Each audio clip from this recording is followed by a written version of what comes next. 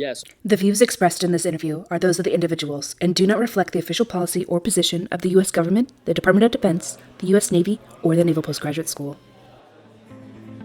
Welcome to the Trident Room, brewer of stout conversation, unfiltered and on tap. On today's episode, the Trident Room podcast hosts Luke Gorski and Marcus Antonellis sit down and have a conversation. I actually think, sort of getting back to what you originally started talking about, I think it was Senator McCain actually had a pretty good idea, because we have these 3 Zumwalts, right? Mm-hmm. And we're still sort of scratching our head, hey, how do we really employ these? Well, why don't we put them in a theater of operation and just pack them full, fill every single one of their VLS cells with an anti-ship capable missile, mm-hmm. and then just have it hang out outside the weapon engagement zone. Because the Zumwalts are incredibly capable C2 platforms, mm-hmm. and just have them sit there and just get data fed to them. And every time they get something new, they just let a missile rip. Yeah, I have to admit, I have a soft spot for the Zumwalt class. I think it's a relative shame that we're not producing more of those. And maybe that's, again, maybe in this conversation, maybe what we'll come up with is just start rebuilding those. Yeah. But well, I think that's more of an acquisitions discussion than it is what we're trying to discuss here, because they are very cool. I mean, I had the chance to take a tour of one, and it is it is a very cool ship. Yeah, and very I mean, cool. Talking about comparing, if you have a Zumwalt missile battery versus a cargo ship missile battery, you talk about employing it outside the weapons engagement zone, but realistically, the Zumwalt class is relatively small RCS and can operate closer in. I mean, I'm not saying that it's going to be invisible or invincible or things like that, but it's a lot smaller of a blob on a radar. Yeah, that's very true. Than it's a cargo ship. And I mean, I think that was definitely written into its concept of operations as well. I mean, it has a well deck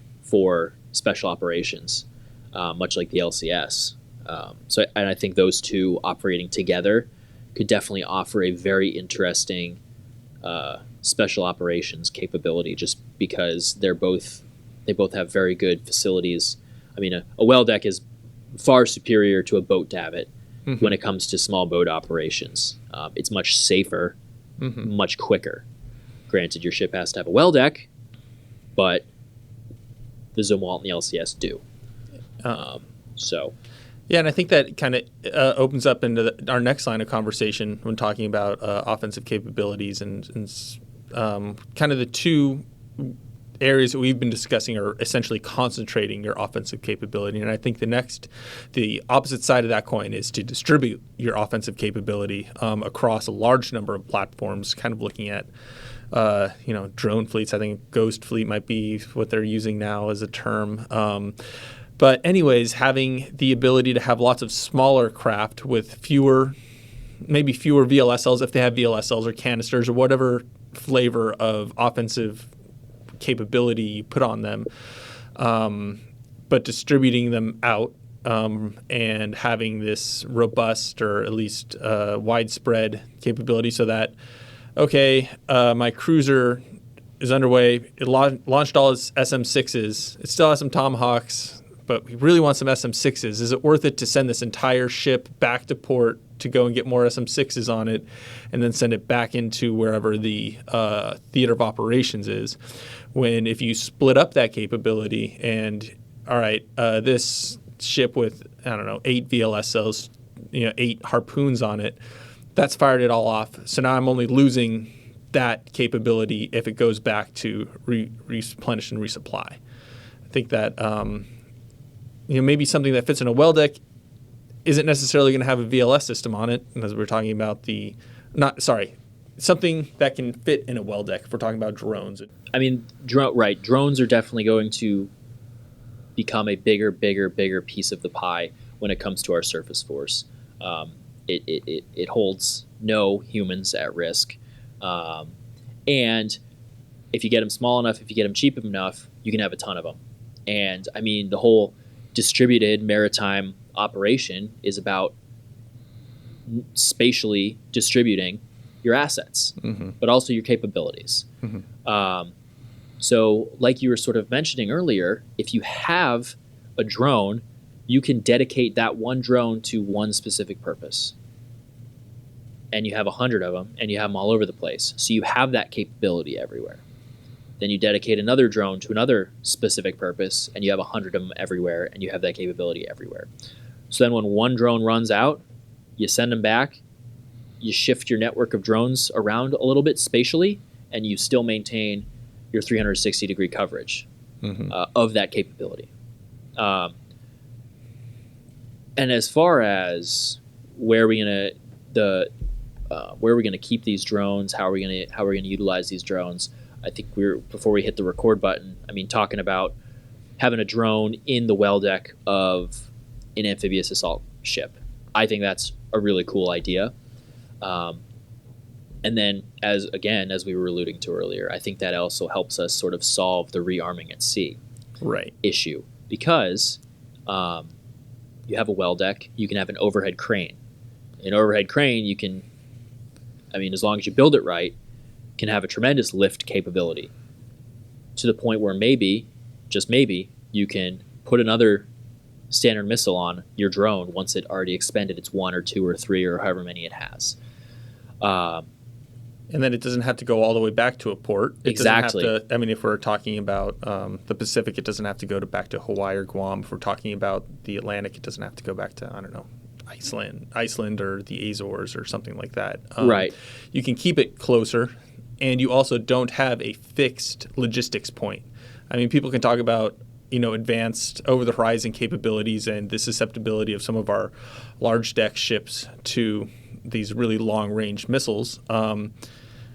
But it's still harder to hit an aircraft carrier underway, moving in the ocean, or an or an amphibious assault ship in this case, than it is to hit a fixed port on an island. Oh yeah, agree 100%. And just the nature of that, having a drone that can pull into a well deck of an amphib and get rearmed. Already just visualizing it, that just seems much safer, right? You don't have 2 ships bouncing around in the ocean. Mm-hmm. You have one ship, or the drone ship, that's relatively fixed and immobile in the well deck to the LHA's overhead crane, which is fixed to the LHA. So 2 relatively fixed objects. I think it's a much less of a risky operation than the traditional unrep trying to swing a missile between two moving ships. Mm-hmm. So, but again, there are trade-offs if we start to think about going this exactly. drone mothership is, probably not the best term for us to use, but I guess we'll use it anyways because I can't think of anything better. Is once you start going into this distributed maritime operations using lots of different platforms in lots of different places, you significantly increase your bandwidth needs and things like that. And especially when we're talking about 2030s, 2040s, we're going to definitely have an electromagnetically contested environment. Yeah, 100%. And the domination of the electromagnetic spectrum will, without making too lofty of an assumption or too bold a claim, if you can control the electromagnetic spectrum, you can, in 2021 and on, you can control the battlefield. Right. Because if you can't, look, shoot, and communicate. If you can't communicate, or look, even. Yeah, or look, you're right. Especially, with a lot of the sensors now, over-the-horizon sensors, stuff orbiting the Earth, yeah. They all communicate via the electromagnetic spectrum. So if you can deny, degrade, disrupt, deceive in the electromagnetic spectrum, you can write your own victory ticket pretty much. Yeah, so I think that's one thing that we kind of really have to be cognizant of, because personally I love the idea of distributed maritime operations and things like that. And I know that there's some programs the Navy is working on to enable those things. Right. But at the same time, nothing ever goes as planned.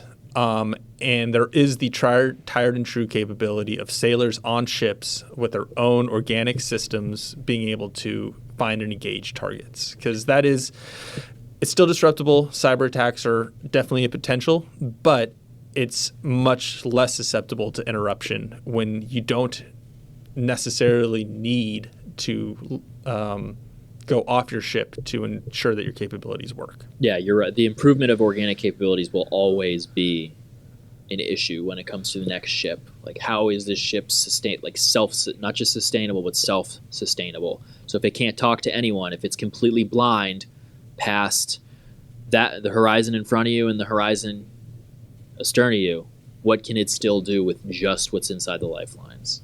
Mm-hmm. That'll be tremendously significant going forward, given the fact that we know it will be a contested environment going forward. Mm-hmm. Today, we've done a really good job talking about kinetic weapons, missiles. I think we should definitely dedicate some time to talk about the electromagnetic spectrum as well, and electronic warfare, what we can talk about electronic warfare.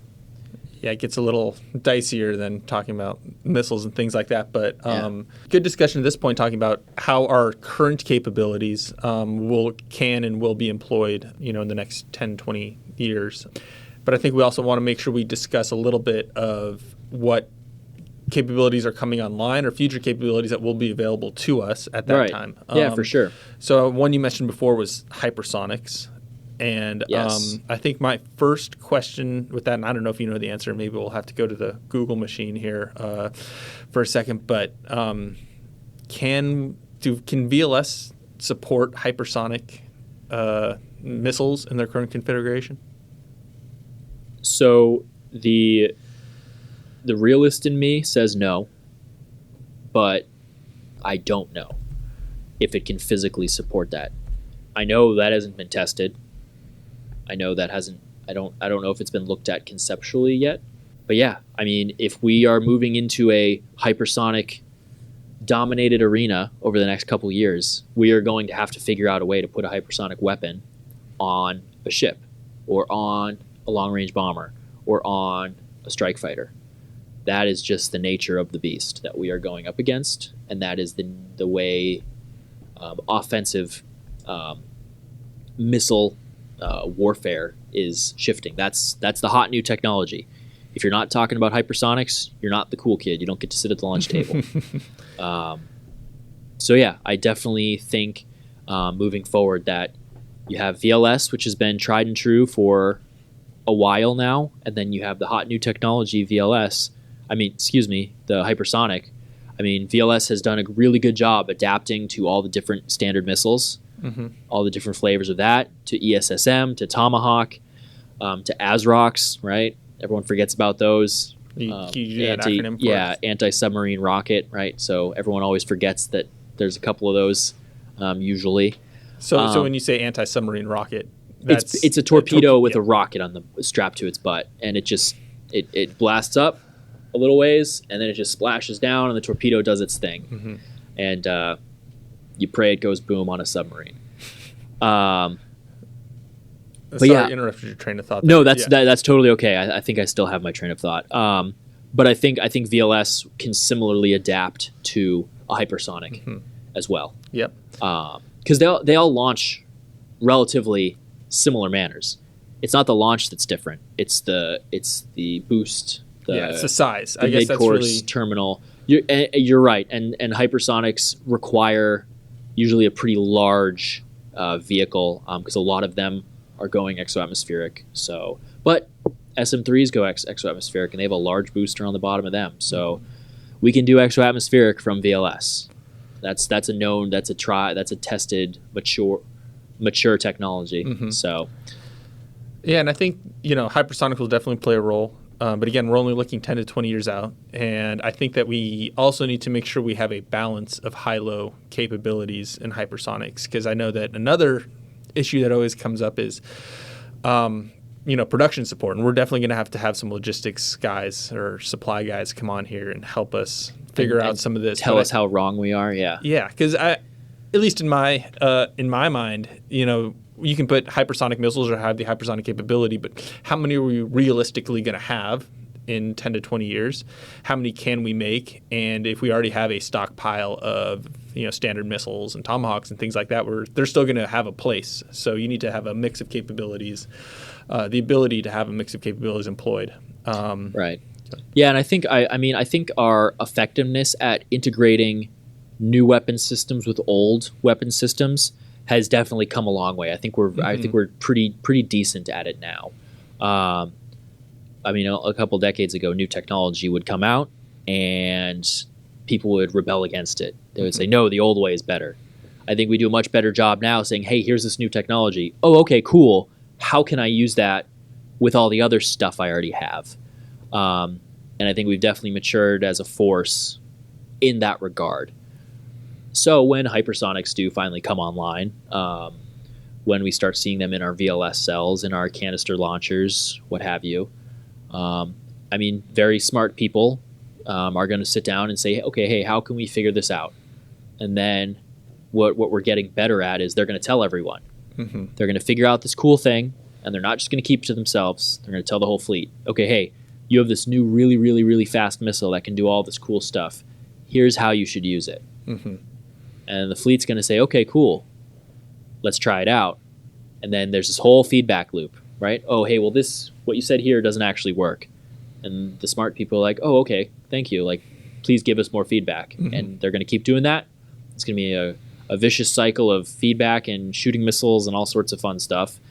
But eventually, at the end of it, I mean, 10, 15 years after you have introduced hypersonics, I mean, we're going to have a very solid concept of operations for these missiles.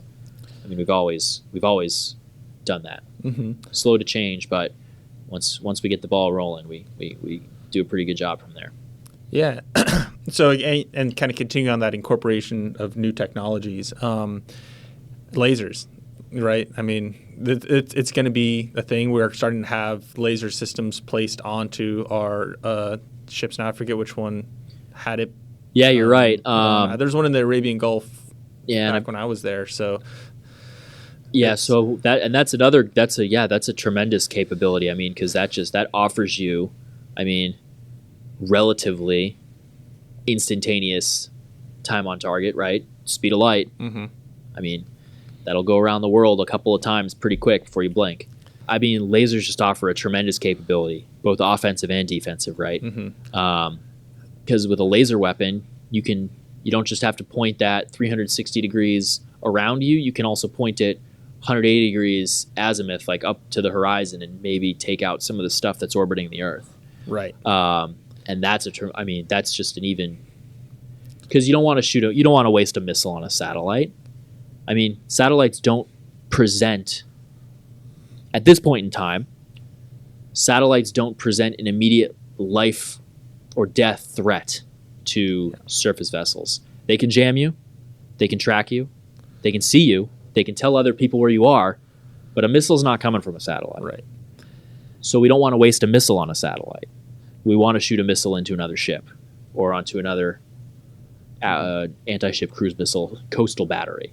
Right. And I think that phrase you used there, waste a missile, really highlights, kind of as we were talking about, maintaining your offensive firepower in a war. If you're not using missiles, well, hey, lasers are great because as long as you have power, from my understanding, again, I'm an intel guy, I'm not much of a scientist, but from my understanding, as long as you can power the thing, you're going to be able to have a kinetic effect on whatever you're pointing it at. Yeah, no, you're not wrong. As long as the on light turns on, as long as you have gas in the tank and your gas turbine generators are still keeping the lights on. I mean, yes, these laser weapons are an incredible power draw. And will we need to adjust the electronic or the electrical distribution system on ships? Most likely. I mean, the new spy radars have tremendous power requirements to the point where they're changing generators on the Flight 3s are getting new generators to support the power draw on the new Spy 6 radar.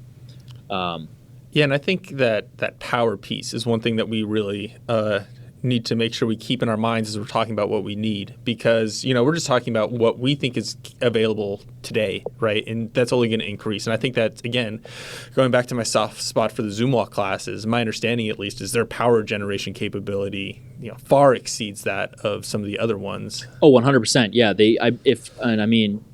believe they use the MT-30, which is one of the largest marine gas turbine engines you can buy for just power generation. That's like a 48,000 horsepower for one. That's a lot for. I mean, that's what we used on the LCS for propulsion. And we were able to get that sucker up to 40, like high 40s knots, and they're just using that to keep the lights on. Like that's a tremendous power generator. That's a lot. So they have a tremendous capability for electricity. Right. And so I think that, keeping that in mind as we go forward is going to be an important piece of this, is making sure that when we have the room in these systems, that when we're fighting with them in the 2030s and 2040s, they can employ the weapons that we need them to. And it's not so much of a choice between, do I have my radar on or am I firing the laser, for example? And I don't know if that's exactly how it works. I'm an Intel guy, but that's how, when I think of electricity, that's kind of where it's going for me. No, you're right. And I definitely think as we look towards ships of the future, they're definitely going to be designed first. And this might present issues. We need to make sure we are designing ships that we can actually provide electricity to. Because if we build a ship and it has laser batteries and Spy 17, and it requires like terawatts of power, and we don't have a generator that can do that, that's going to be pretty embarrassing when we don't do the math before we start building ships. So that's another key point. And then again, it goes to kind of the DMO and drones and things like that, is if we're putting these advanced systems on these drones in a distributed environment, they also have to have these, power capabilities on them. And then you're increasing the cost of all these drones. And then are they really as attritable as they were before? Exactly. Yeah. I mean, that's one of the key selling points of drones is that you don't care if it blows up. But if it starts to have 9 zeros behind its price tag, you're going to start to care if it blows up. So, and I mean, it all comes down to, in spacecraft design, you have size, weight, and power. And you're always choosing between those four. You can never have ideal size, ideal weight, or ideal power. You just can't have all three. And the same thing holds true on ship design, because we're limited in space. We're limited by the technology of the time. And that's just the nature of the beast. I think we had a really good, interesting conversation regarding offensive capabilities, where we see them, how we see them employed. Hopefully those of you listening are still listening and enjoying the podcast, and we'd love to hear your feedback and ideas as we go forward. This is what we're envisioning as kind of an evolving series. So any feedback that anybody out there listening can provide, we'll throw our email in the Trident Room podcast email in the show notes down there. Shoot us an email. Let us know what you think. Comments. Tell us we're idiots, but tell us why, please, because we want to learn and understand some of the realities that we might not have, so that by the time we're done here at MPS and going back to the fleet, we're able to provide more to the Navy, especially as we move into these areas of near peer or peer really competition. Yeah. Awesome. Yeah. Well, again, thanks for putting this all together. I really like this where this series is going, and I'm excited to see what it has in store. Thanks. Thanks for joining us in the Trident Room. For more information about today's guests and topics, please visit the show notes. The Trident Room podcast has been brought to you by the Naval Postgraduate School Alumni Association and Foundation. For questions, comments, and suggestions, please email us at tridentroompodcasthost@nps.edu and find us online at nps.edu/Trident Room Podcast.